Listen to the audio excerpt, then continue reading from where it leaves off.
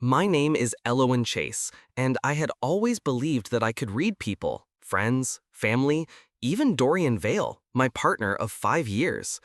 We lived in a quiet suburban neighborhood in Austin where mornings smelled of freshly cut grass and coffee, and evenings were punctuated by the hum of cicadas. Life felt predictable, comfortable, safe.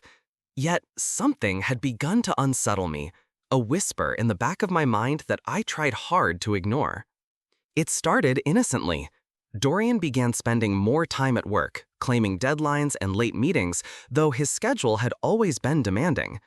Sometimes he would step outside to take a phone call, only to return with a faint smile that didn't reach his eyes.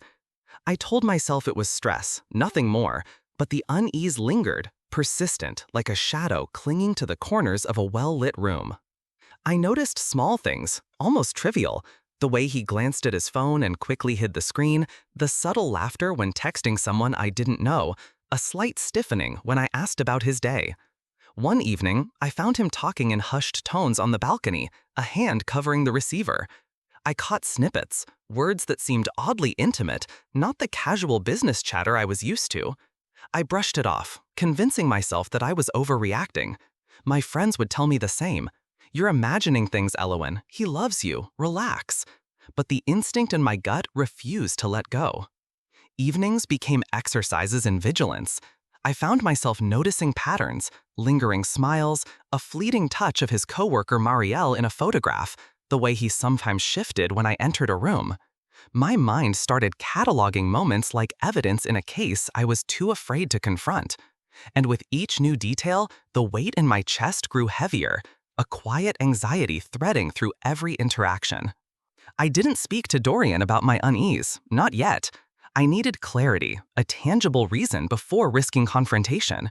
Yet the tension began seeping into our interactions. He seemed oblivious, carefree, while I measured every glance, every tone, every pause.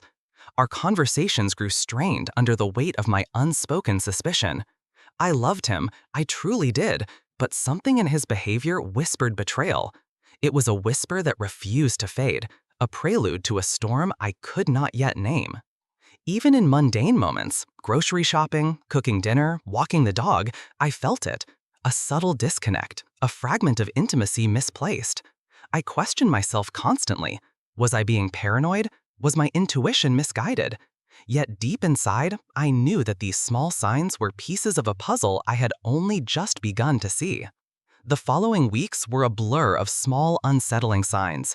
Each day, I became more aware of Dorian's gestures, tone, and even the silences that stretched between us.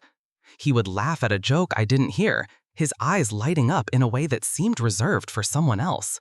Marielle's name began to surface in casual conversation, often under the guise of work, yet there was a subtle warmth in his voice that I had never heard directed at me.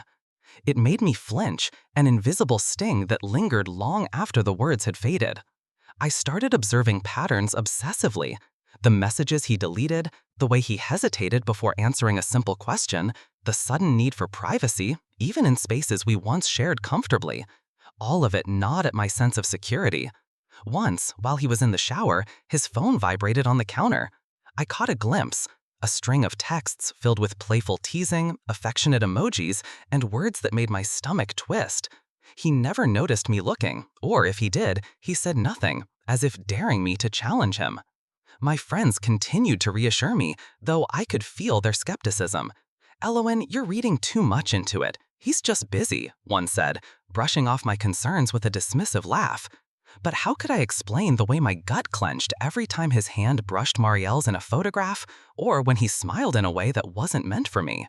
My intuition felt sharper than any evidence, a relentless whisper insisting that something was wrong. At night, I lay awake, replaying interactions in my mind.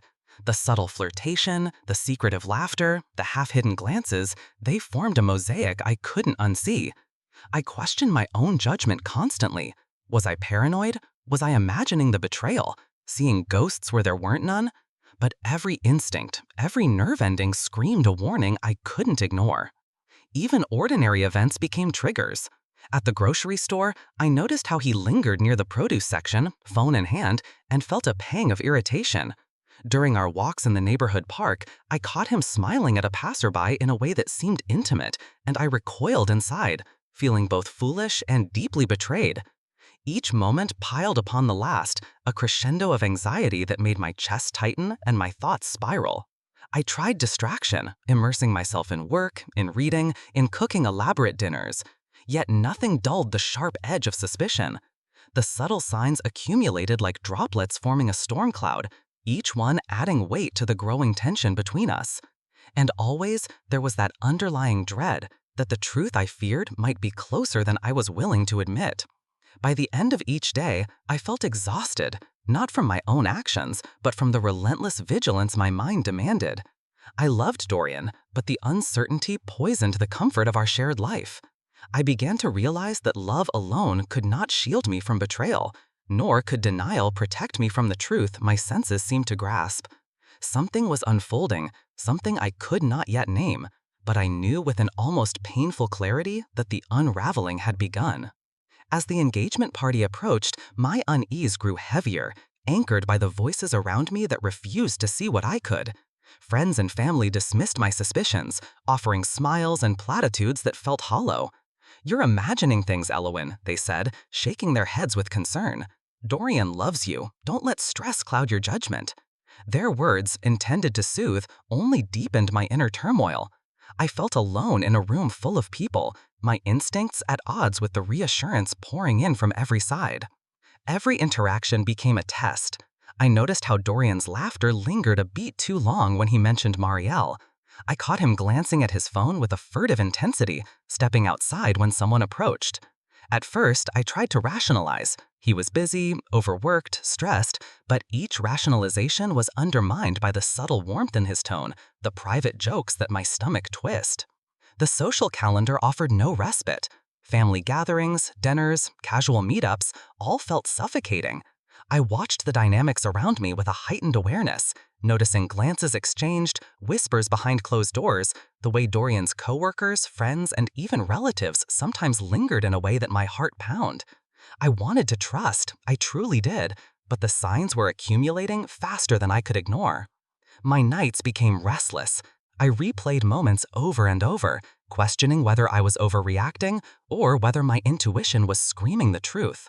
The tension was relentless, threading itself through our lives with the quiet inevitability of a storm forming on the horizon. Every smile he gave me felt tinged with doubt, every touch a question I couldn't answer. In these days, I realized that suspicion alone could not be contained. It colored interactions, strained laughter, and made ordinary events, grocery runs, walks, shared meals, feel like minefields. I sensed a subtle divide forming, one that no denial or distraction could erase. And all the while, the engagement party loomed closer, a social crucible where hidden truths might finally emerge. The week before the engagement party was unbearable. Every detail of the event, the invitations, the floral arrangements, the carefully curated playlist, felt like a countdown to something I both feared and dreaded. I found myself watching Dorian even more closely, noticing the smallest gestures, the way he lingered over texts, the subtle glances exchanged with Muriel during casual conversations, the slight hesitation when I asked about his day. Each moment added weight to a growing sense of impending revelation. I tried to occupy myself with planning and preparation, diving into the menu, seating arrangements, and decorations. But even as I busied my hands, my mind was elsewhere, cataloging evidence, replaying interactions, and constructing scenarios that made my stomach churn. I wanted to trust him, to believe that love alone could shield me from the uncertainty, but every instinct screamed otherwise. Friends continued to offer reassurance, though their words felt increasingly empty. "You're imagining things," one said, smiling, oblivious to the tension coiling inside me. "Dorian would never betray you." I wanted to believe them, but the persistent feeling of dread was impossible to shake. Even casual conversations with acquaintances became minefields, my attention obsessively focused on Dorian's expressions, gestures, and tone. The social importance of the upcoming event only intensified my anxiety. An engagement party is more than a celebration.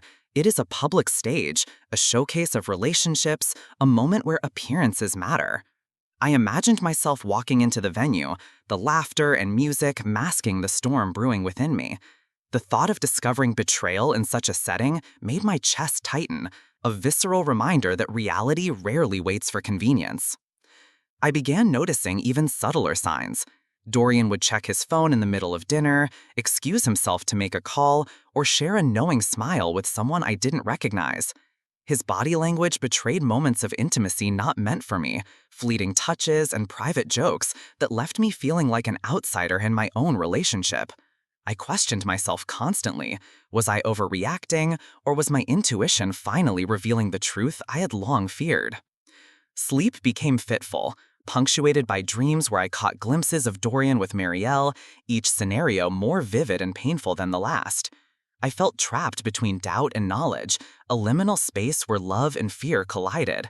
And always, looming over me, was the engagement party, a gathering that promised joy for others, but threatened to expose the fracture growing quietly beneath the surface of my life. By the night before the event, I was tense, my mind racing with what-ifs, every small signal magnified to unbearable proportions. I realized that the social gathering would not merely be a celebration, it would be a crucible where hidden truths could no longer hide, and where the reality I feared might finally be laid bare. The night of the engagement party arrived like a storm on the horizon. The venue shimmered with fairy lights, laughter spilled from the halls, and soft jazz flowed through the air, a soundtrack to what was meant to be a celebration. I tried to wear a mask of composure, smiling and greeting friends and family, but beneath it, my nerves were taut, every instinct screaming that something was amiss. From the moment we arrived, I couldn't stop noticing Dorian. He moved through the crowd with an ease that seemed practiced, his eyes scanning faces, landing briefly on someone, Marielle, whose presence I could feel even from across the room. They spoke quietly, leaned toward each other with subtle gestures, small touches that made my stomach knot. My heart hammered as I forced myself to act normal, sip my drink, laugh at jokes, all while my mind cataloged every glance, every fleeting interaction. Friends commented on my quietness. "Are you okay, Aloan?" someone asked, tilting her head with concern. I smiled, but it didn't reach my eyes. The party, so vibrant and joyful to others, felt suffocating to me, every cheerful note a contrast to the turmoil inside. I began to notice patterns I had cataloged for weeks. The secretive smiles, the private jokes, the way Dorian would subtly excuse himself to make calls. Every detail seemed magnified under the weight of my fear. I caught a fleeting touch between Dorian and Marielle as he adjusted her hair, a laugh shared only between them. It was subtle, almost imperceptible to anyone else, but to me, it was deafening. The carefully constructed facade of normalcy threatened to collapse, and I could feel it unraveling with every passing minute. I wanted to confront him, to demand the truth, but the public setting made my pulse race with dread. The party continued around us. Guests mingled, glasses clinked, and conversations flowed, but I was trapped in a private storm, acutely aware of the distance growing between Dorian and me. Every attempt to engage him was met with polite distraction, and every glance at Marielle tightened the knot in my chest. I realized that I was no longer just observing. I was a spectator to a life I had once shared, now tinged with suspicion and the bitter taste of betrayal. By the end of the evening, the tension was unbearable, a coiled spring ready to snap. I knew that sooner or later, the truth I had feared for weeks would become unavoidable, and that the social stage we were on would soon transform from celebration to confrontation. The storm within me had reached its apex, and nothing in the cheerful atmosphere of the party could mask the dread building in my chest. I excused myself from the crowded hall, my pulse thundering in my ears. The laughter and music behind me became distant, almost unreal, as I followed a faint instinct I couldn't ignore. From the corner of my eye, I saw Dorian slip out through a side door, Marielle close behind him. Something inside me twisted, an almost physical ache, as I moved silently after them, my breath shallow, every nerve alert. The garden behind the venue was bathed in soft light, shadows dancing across the manicured hedges, and then I saw it. Dorian's hand resting on Marielle's waist, her fingers brushing his shoulder with a familiarity I had feared but never wanted to see. They were talking in low tones, laughing quietly, leaning closer than friends should. The world seemed to shrink to that single, unbearable image. I froze, the scene etched into my mind with cruel clarity. Betrayal hit like a physical blow. My stomach lurched, my throat tightened, and tears pricked at my eyes. I wanted to scream, to demand the truth, but a part of me was paralyzed by shock. The intimacy I had feared, suspected in fleeting moments over weeks, was now undeniable, and excruciating. I felt the ground shift beneath me, the life I had believed secure crumbling into fragments. I stepped back, forcing myself to turn away before my presence was noticed. Every instinct screamed for confrontation, yet the reality of the public event made immediate action impossible. I walked back to the party, mask of composure firmly in place, but my mind raced, cataloging every detail for later, every gesture that confirmed what my intuition had already whispered. Inside, the party continued, oblivious to the storm raging within me. Guests laughed, clinked glasses, and celebrated love, while I felt alien, a ghost in my own life. I realized that nothing could undo what I had seen. Trust, once fractured, could not be pieced together with polite words or reassurances. The betrayal was real, tangible, and irreconcilable. I finally confronted Dorian that night, away from prying eyes, in a quiet corner of our apartment. His initial denial gave way to reluctant admission, his voice almost clinical, detached.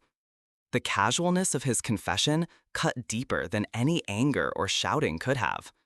What had once been love felt poisoned, irrecoverably tainted by deceit. I realized then that intuition is often sharper than reason, a warning system we ignore at our peril. The confrontation that night was inevitable. Dorian tried to explain, to justify, but every word was a jagged blade, cutting through the fragile remnants of trust I had clung to for years. I felt my chest tighten with a mixture of anger, sorrow, and disbelief.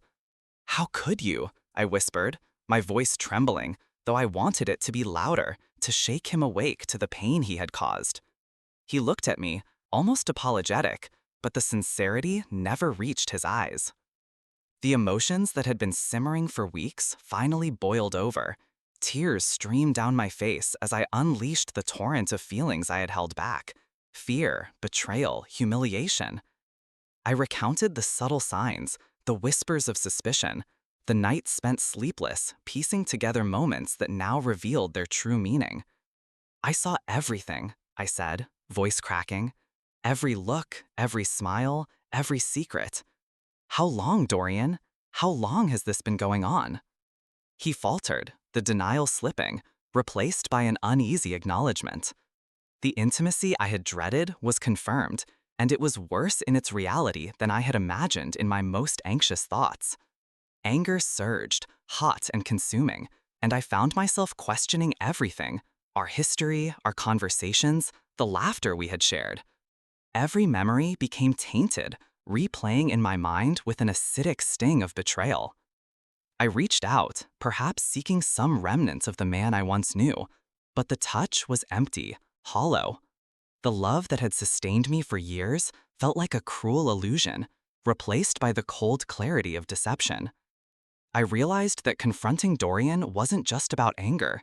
It was about reclaiming my own sense of self, refusing to be complicit in a lie.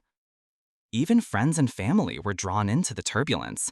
Conversations with them became tense, defensive, some accusing me of overreacting, despite what I had discovered. The social support I had counted on crumbled, leaving me isolated but resolute. I understood that betrayal is never solitary. It ripples outward, touching everyone connected to the story, forcing choices and allegiances. By the end of the night, I felt hollowed, yet strangely liberated. The truth was brutal, unforgiving, but undeniable. The emotional explosion had cleared the air, leaving me with raw clarity. Trust once broken may never be restored, and love, however deep, cannot survive deceit. I knew that moving forward would be painful, but necessary, and that the lessons learned, though bitter, would shape the way I approached life, love, and loyalty forever. The days after the confrontation were heavy with silence and tension. Dorian moved out almost immediately, his absence leaving a hollow echo in the apartment that had once felt like home.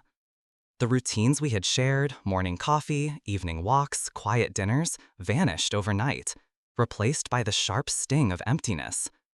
I found myself wandering the rooms, touching objects that still carried traces of him, feeling the weight of memories now tainted by betrayal. Friends and family reacted in ways I hadn't anticipated. Some offered support, sheltering me with comforting words and gestures.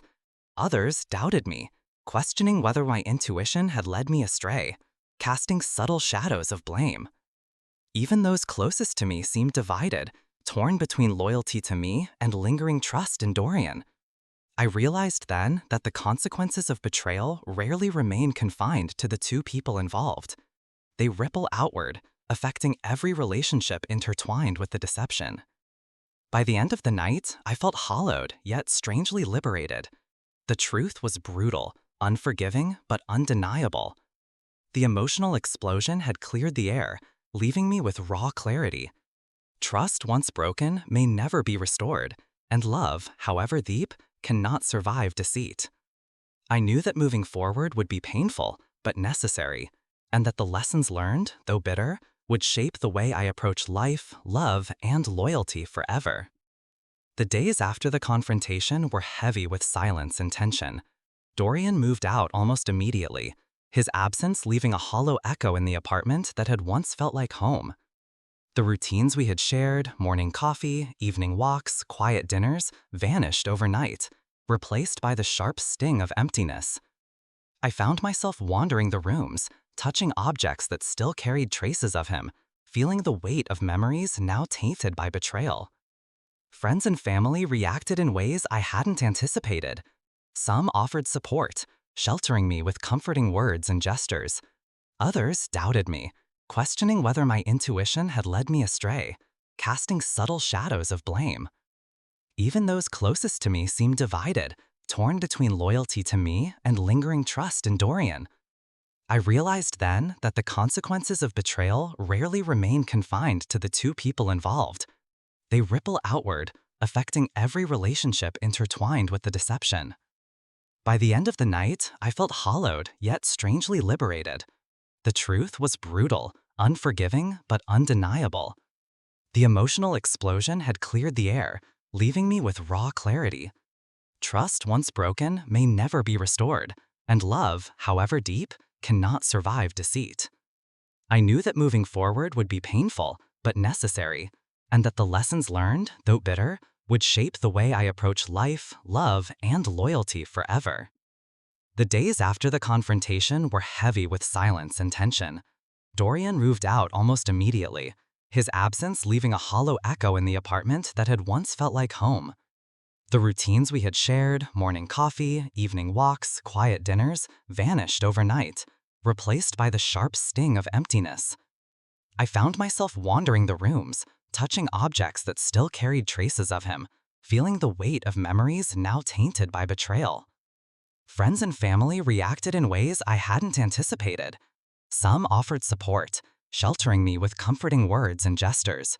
Others doubted me, questioning whether my intuition had led me astray, casting subtle shadows of blame. Even those closest to me seemed divided, torn between loyalty to me and lingering trust in Dorian. I realized then that the consequences of betrayal rarely remain confined to the two people involved. They ripple outward, affecting every relationship intertwined with the deception. I faced moral dilemmas I hadn't imagined. Should I confront Marielle publicly? Should I forgive Dorian, attempt reconciliation, or sever the connection entirely? Each option felt fraught with emotional landmines, each decision carrying potential regret. I spent nights wrestling with the choices, aware that whatever path I took would redefine my understanding of trust and self-respect. The experience forced me to confront my own vulnerabilities. I questioned why I had ignored the initial warnings, why I had hoped for reassurance instead of facing uncomfortable truths. I understood, painfully, that love alone cannot protect one from deceit, and that intuition, no matter how persistent, often clashes with hope and denial. The betrayal had shaken my confidence, but it had also illuminated my inner strength, the ability to recognize what was unacceptable and to act decisively, even at great emotional cost. In the weeks that followed, I focused on rebuilding my life. Solitude became both a refuge and a tool for reflection. I reconnected with friends who had proven trustworthy, reevaluated relationships that had faltered under pressure, and began to reclaim the sense of self that had been eroded by deception. The pain lingered, but alongside it came clarity, a recognition that life's challenges often reveal the true measure of character, both in others and in oneself. Betrayal had fractured more than a relationship. It had reshaped my understanding of trust, loyalty, and love. The aftermath was difficult, yes, but it also carried lessons that would guide me forward. Lessons in vigilance, self-respect, and the courage to confront uncomfortable truths without compromise. I had survived the storm, and those scars remained. They were marks of hard-won insight rather than mere wounds. In the quiet that followed, I finally allowed myself to think clearly. The betrayal had been devastating, yet it revealed truths I could no longer ignore. I realized that my intuition, the persistent unease I had tried to dismiss, had been right all along. It was a painful confirmation, but also a vital lesson. Trusting oneself is as important as trusting others.